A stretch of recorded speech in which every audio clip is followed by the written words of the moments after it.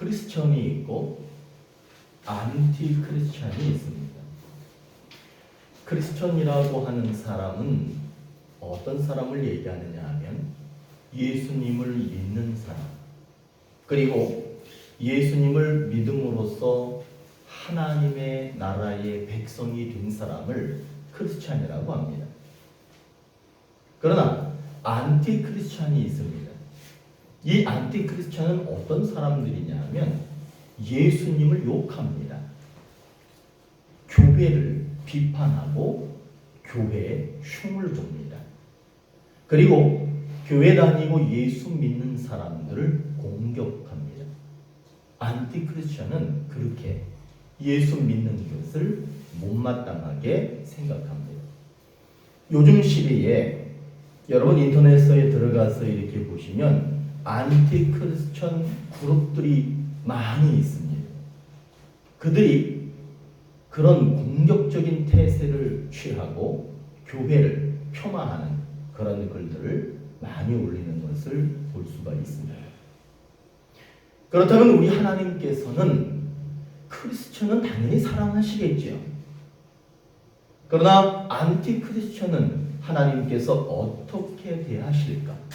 하나님께서는 예수를 공격하고 교회를 공격하고 성도들을 공격하는 그런 안티 크리스천들을 어떤 마음으로 대하실까? 그 말씀이 오늘 우리가 읽은 이 본문 말씀에 잘 나와 있습니다. 오늘 말씀에 보시면 사울이라고 하는 사람이 예수님 믿는 사람들, 예수님의 제자들, 이 사람들을 위협합니다. 살기가 등등했다 그래요. 잡아서 죽이고 싶은 마음 가득 들어있는 그런 사람이라고 얘기합니다. 그날도 이 사람이 다메섹이라고 하는 곳으로 달려갑니다. 왜 달려갔냐? 위협과 살기가 등등해서 달려갑니다. 교회를 핍박하고 교회 성도들을 죽이고 싶어서 달려가고 있는 그런 모습을 오늘 성경에서 말합니다. 다메섹에 가까이 갔을 때 갑자기 빛이 번쩍합니다. 사울이 땅에 엎드러졌습니다. 엎어졌습니다. 머리를 들 수가 없습니다. 그때 소리가 들립니다. 너는 왜 나를 핍박하느냐? 너는 나를 왜 괴롭히느냐? 이 말이 들립니다. 그 말을 들은 사울이 묻습니다. 누구십니까? 당신은 누구십니까? 그때 똑똑하게 목소리가 들립니다. 네가 박해하는 예수다. 그 목소리를 사울이 분명하게 들었습니다. 예수님이 다시 사울에게 말합니다. 너는 다메섹 시내로 들어가서 거기에서 기다리고 있어라. 네가 무슨 일을 해야 할지 그것을 너에게 가르쳐주는 사람이 있을 것이다. 그때 사울이 일어났습니다. 시내로 들어가야 되니까 눈이 멀어버리는 거예요. 눈이 보이지 않는 거예요. 사람들의 부축을 받아서 다메섹 시내에 들어가서 어느 방구석에 가서 앉아있는 거예요. 성경은 이렇게 얘기합니다. 사흘 동안 그가 보지도 못했고 사흘 동안 그는 먹지도 마시지도 않고 있었다. 그 사람이 뭐 했다는 거예요? 기도했다는 겁니다. 그 사람이 뭐 했다는 거예요? 금식 기도를 하면서 거기에서 그 음성, 그 예수의 음성이 말했듯이 그는 자기가 무슨 일을 해야 할지를 기다리고 그렇게 있었습니다. 그때 예수님의 제자 중에 다메섹에 살고 있는 아나니아라고 하는 사람이 사울을 찾아옵니다. 자기가 주님으로부터 보냄받은 사람이라고 하면서 사울의 몸에 손을 얹고 안수 기도를 하는 순간 그 눈에서 비늘이 벗겨지며 멀었던 눈이 다시 볼 수 있는 눈으로 바뀌었습니다. 여러분, 이 사울이 다시 눈을 뜨고 볼 수 있었을 때 제일 먼저 한 것이 뭐냐 하면 세례를 받았습니다. 그가 세례를 받았습니다. 그가 세례를 받고 나서 다시 음식을 먹고 건강한 모습을 찾았다라고 하는 게 오늘의 말씀입니다. 사울은 예수님을 무시하는 사람입니다. 사울은 교회를 욕하는 사람입니다. 사울은 성도들을 잡아 죽이는 사람이었습니다. 그래서 오늘 말씀 제목에 제가 제일 앞에 뭐라고 썼느냐 하면 이 사람은 공격자예요. 공격자. 예수 믿는 사람, 교회 무조건 공격하는 사람입니다. 예수님은 다른 사람도 아닌 바로 이런 공격자에게 뭐라고 말씀하시느냐 하면 내가 너를 택했다라고 말합니다. 그리고 또 뭐라고 말씀하시느냐 하면 나의 이름을 세상에 전하는 사람으로 만들 계획이라고 그렇게 말씀합니다. 그를 만들어가기 위해서 잠시 눈을 멀게 했습니다. 그리고 다시 보게 했습니다. 다시 보는 순간 그가 제일 먼저 무엇을 했느냐? 이거는 매우 중요한 겁니다. 그가 눈을 뜨자마자 뭘 했느냐 하면 세례를 받았다는 거예요. 여러분, 세례를 받았다라고 하는 것은 어떤 의미를 가지고 있느냐 하면 지금까지 자기가 살아왔던 많은 시간들 있잖아. 과거의 시간들. 그거를 회개한다는 의미가 있습니다. 또 세례의 의미는 무엇이 있느냐 하면 앞으로는 내가 주님을 위하여 살겠습니다라고 하는 그런 결단이 담겨 있는 것이 바로 세례입니다. 이 사람이 지금 이 사울이 세례를 받은 것은 과거의 것을 회개하는 거예요.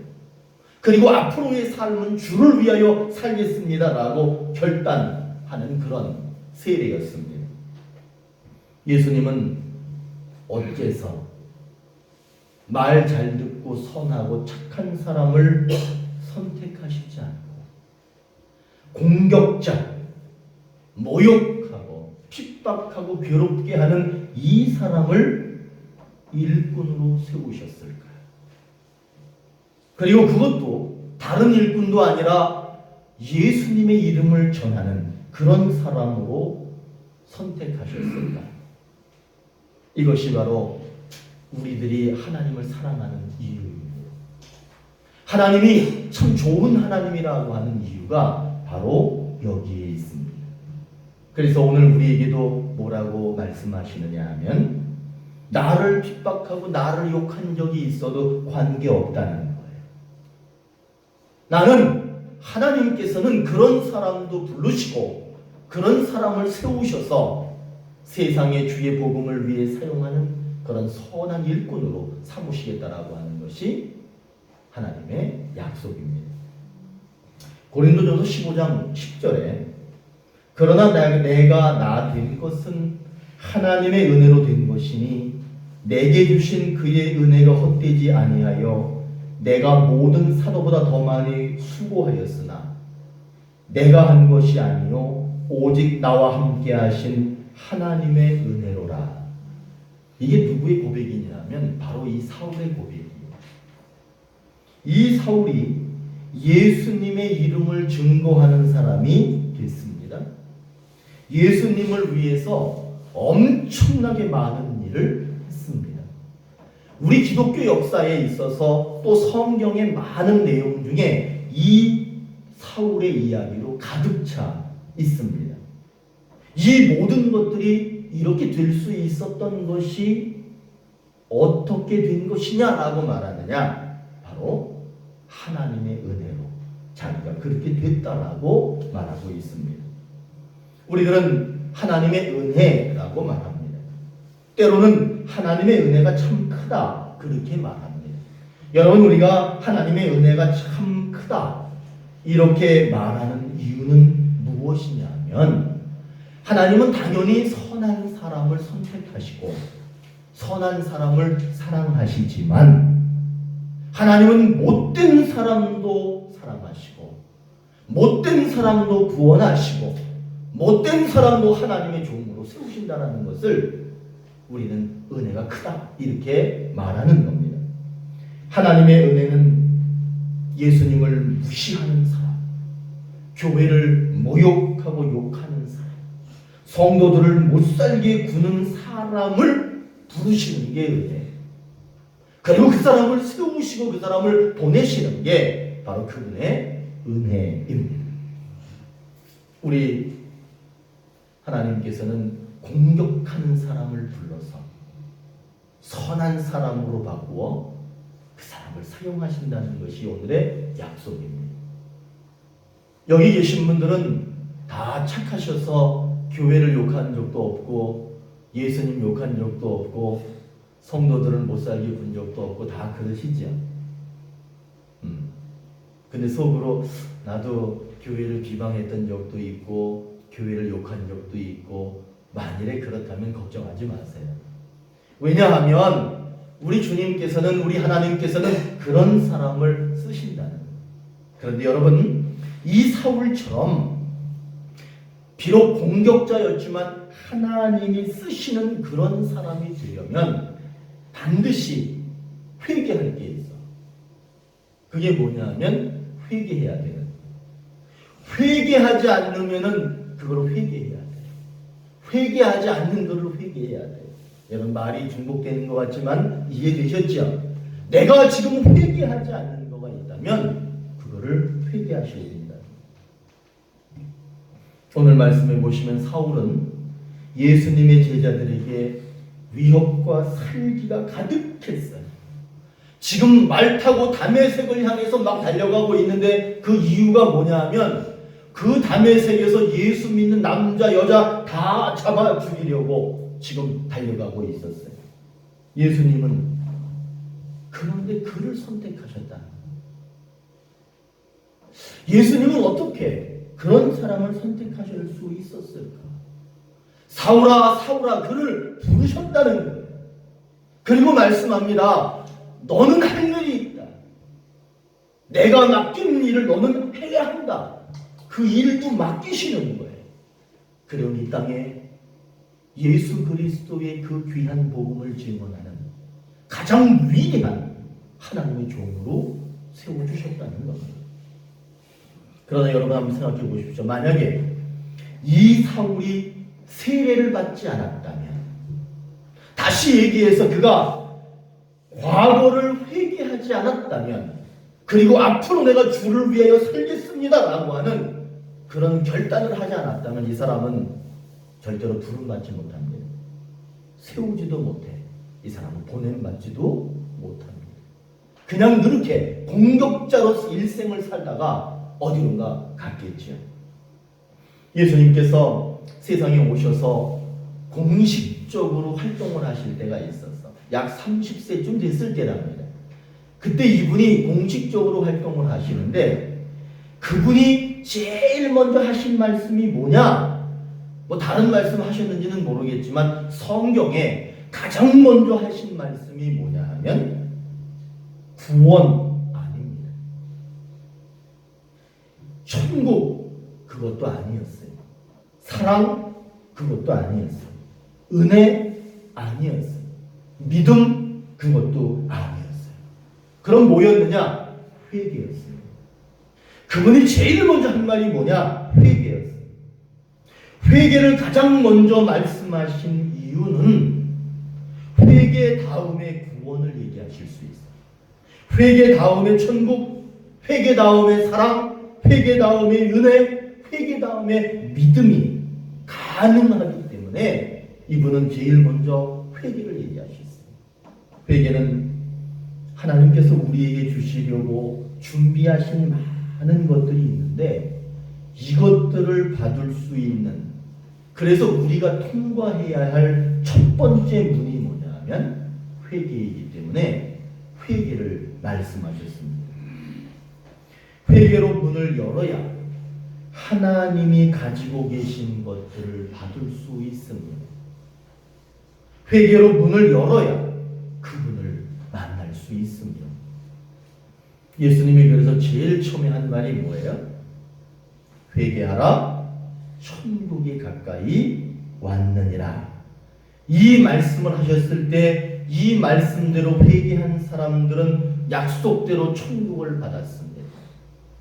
그러나 이 말을 듣고도 회개하지 않고 끝까지 버텼던 사람들은 결국에는 예수님을 십자가에 못 박았습니다. 여러분, 이 회개는 그렇게 중요한 거예요. 그렇기 때문에 우리들이 착한 사람이든지 아니면 우리들이 못된 사람이든지 일단 우리들은 무조건 삶 속에서 회개할 줄 알아야 합니다. 특히 예수님을 무시했다면, 꼭 제 얘기하는 것 같잖아. 예수님을 무시했다면, 그리고 교회를 가볍게 여긴 적이 있다면, 그리고 성도들을 사랑하지 못했다면, 여러분, 우리는 충분히 회개할 이유가 있습니다. 그렇게 회개하면 하나님께서는 그 사람을 부르십니다. 그 사람을 세우십니다. 그런데 그 사람을 세울 때 빈손으로 세우는 게 아니, 그 사람에게 지혜도 주시고 능력도 주시고 물질도 주시고 그 사람이 하나님의 일을 할 수 있는 모든 능력을 다 주신다는 거예요.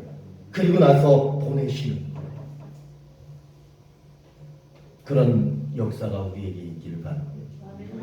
우리 주님은 안티크리스찬, 공격하는 사람을 어떻게 대하시느냐? 그 사람을 불러서 선한 사람 되게 해서 그 사람을 세상에 보내서 하나님 위해서 쓰신다는 거예요. 그러기 위해서는 어떤 것에 순종해야 되느냐? 회개해야 돼요. 회개하는 사람을 쓰시는 거예요. 사울을 보십시오. 처음에 그 사람에게는 예수 없었습니다. 그 사람에게 있는 것은 오직 교회 욕하고 성도들 욕하고 핍박하는 것밖에는 없었어요. 그러나 예수님께서는 그런 공격자를 부르셨고 그 공격자를 일꾼으로 만드셨고 그 공격자를 복음 들려서 세상에 복음 전하는 그런 사람으로 변화시켜 주셨습니다. 여러분, 하나님 손에 딱 붙들리면요 정반대의 사람이 그렇게 되는 거예요. 사울이 공격자에서 전도자로 바뀐 이유는 딱 두 가지 이유야. 그것은 뭐냐면 예수님께서 그 사람을 불러주셨다는 거예요. 그리고 그 사람을 일꾼으로 세우시고 보내셨기 때문에 가능한 것이고, 또 하나는 이 사울이라고 하는 자신이 자신의 과거를 돌아보며 회개했기 때문에, 세례를 받았기 때문에 가능할 수 있었던 거예요. 여러분, 기도할 때 하나님으로부터 뭔가를 받고 싶을 때 하나님이 원하시는 게 뭘까?